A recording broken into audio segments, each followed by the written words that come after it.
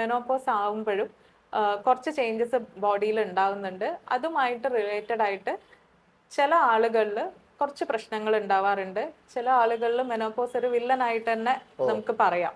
സ്ത്രീ ഹോർമോൺ ആയിട്ടുള്ള ഈസ്ട്രജന്റെ അളവ് വളരെയധികം കുറയും.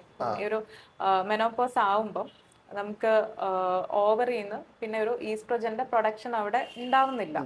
മെനോപോസിൽ സംഭവിക്കുന്നത് എന്താന്ന് വെച്ചിട്ടുണ്ടെങ്കിൽ ഓവറിന്ന് ഓവം ഇനി പുതുതായിട്ട് പ്രൊഡ്യൂസ് ചെയ്യുന്നില്ല.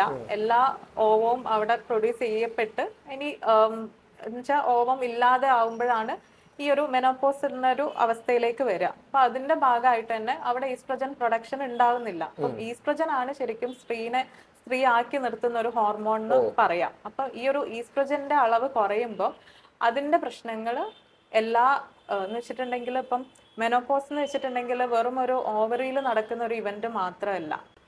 ഇതിന്റെ ഒരു ബോഡി മൊത്തമായിട്ടുള്ള ഒരു ട്രാൻസിഷൻ തന്നെ അവിടെ നടക്കുന്നുണ്ട്.